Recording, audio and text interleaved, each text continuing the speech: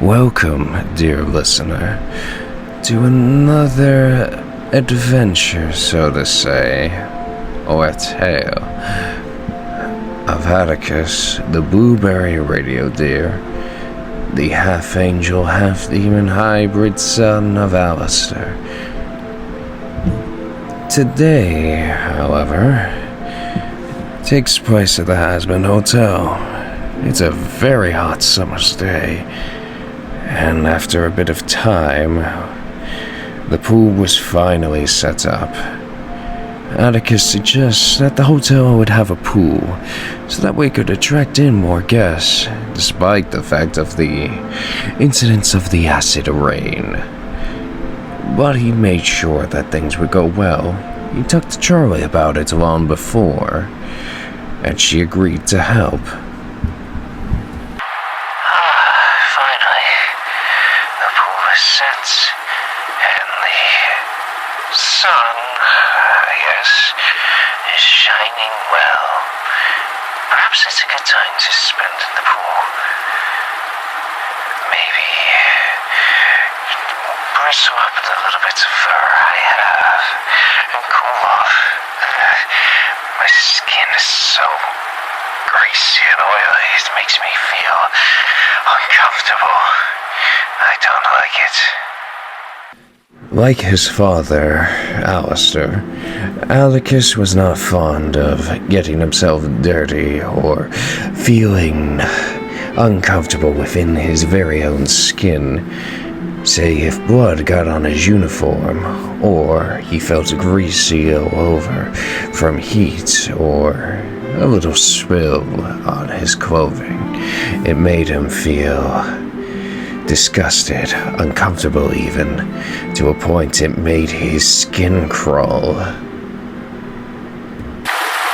it's a good thing I got my bathing suit, bathing shorts. What would father do?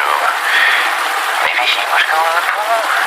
I mean, swimming by myself is not gonna be as fun, but at least I can cool off a bit easily. Not long after he was talking about being alone, you would show up, the listener.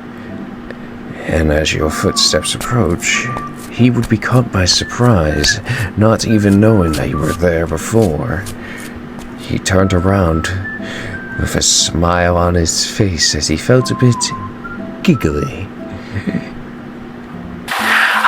Listener, I didn't know you were there. It's good to see you. Do you plan on going swimming? I mean, I'm about to, but I feel like I'm forgetting something. What was it again? Oh yeah, sunscreen, right. I have some in my little chair over there. I do have a problem with reaching certain parts of me, so,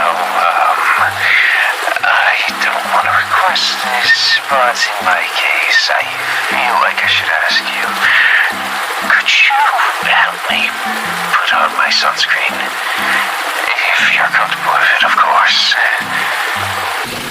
You would nod in response, willing to help out the blue radio deer putting on his sunscreen. It made you feel happy knowing to help out a kind soul such as him. And you haven't forgotten to put on your sunscreen as well. That's a good thing you did before coming up here. Perfect. Thank you so much. This way. I'll just lay myself down. Please don't mind the fur, please. I know it's strange and nice to see. I hope it doesn't weird you out. You admire Atticus's fur and very palish bodies of his skin. It was adorable. You could even see his little deer tail sticking out. He was wagging a little from excitement. Normally, that kind of excitement is hidden, but I suppose around you, he feels most comfortable with showing. His fur looked so soft and fluffy, like he was keeping himself clean. It's probably why he wasn't fond of getting himself dirty to begin with. It was beautiful to look at him. You saw beauty on his body, but you tried not to distract yourself with the thoughts because you promised you'd help him out. So you get the sunscreen bottle, squeeze it onto your hand, and rub your hands together, ready to apply the sunscreen needed for Atticus. He looked at you with a smile on his face, his eyes closed as he looked up at the sky. You decided to start off with his chest. Moments after, during the process, it's like you could hear him purring. Possibly from being rubbed in certain areas, maybe. Who knows? As you continued purring, and then a little squeak escaped him. His eyes opened and he looked a bit embarrassed. He looked at you and then away for a few moments. You found the sound quite adorable. He found himself embarrassed though, but he didn't mind that he made such a sound around you. Perhaps around the others, maybe that would have been different. That was nice rubbing. I haven't felt that in a while. Pardon the noise that escaped me. I haven't had someone rub me in a while. Thank you for that. You continue rubbing the sunscreen lotion.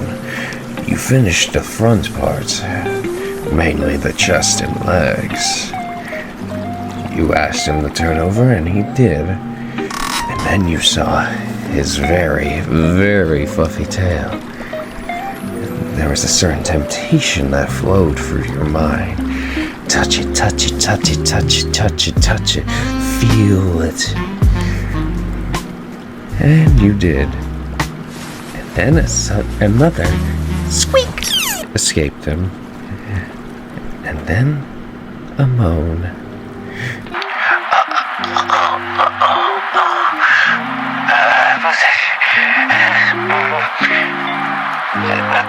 My tail is sensitive, listener. Please be gentle, would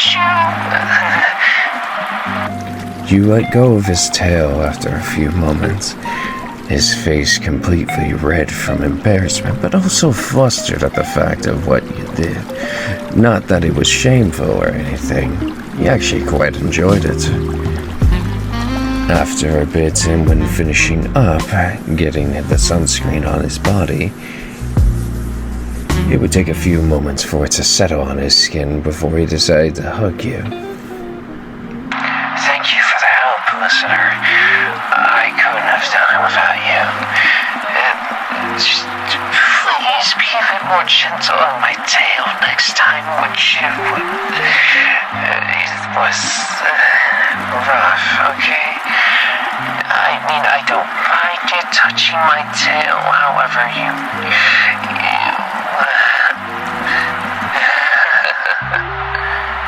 You would say your apologies, and he could not even muster the words to say what he wanted to say.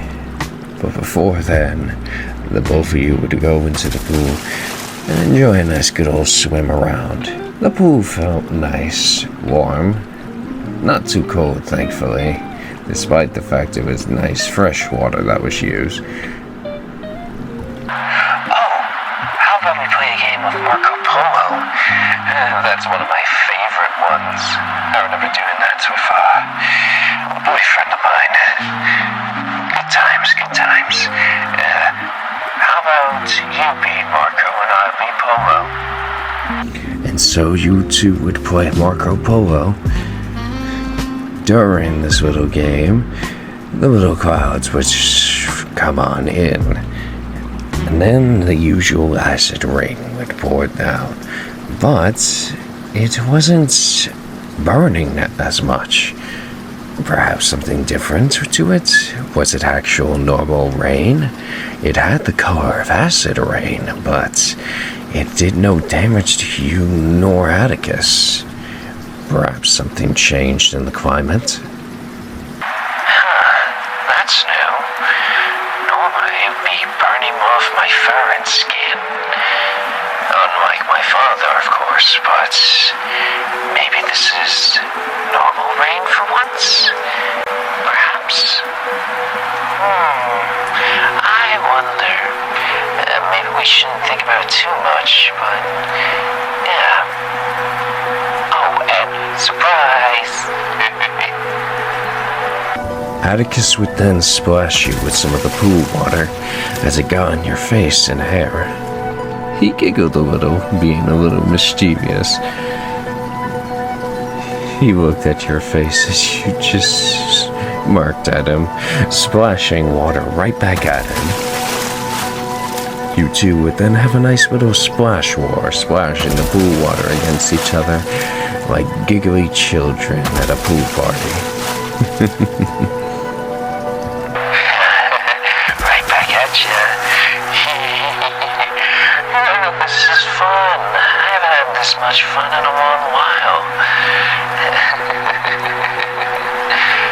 Thank you for the fun, dear listener. But I think I need to dry off. I got a few meetings I need to attend to. My father needs me for them, unfortunately. But I appreciate you keeping me company and enjoying time with me. I've been trying to spend time with the others too, don't worry. It's just not easy. Being the one that stands out a bit more makes you feel like the oddball of the room. But again, thank you. You and Atticus would get out of the pool as he goes to grab his towel to dry off. As he looked amongst the rooftop, he would look down at the city, just like he did weeks before. He contemplated to himself for a good bit, till you decided to hug him. He smiled and hugged you back. He would then mention that he had to go, and he promised to come back later. And before he did, he would give you a kiss on the forehead before going off, waving goodbye. Goodbye, listener. I hope we can hang out again very, very soon, whichever it may be. And thank you again. Please, be safe, and don't let the guests give you trouble, okay? Alright, I gotta go.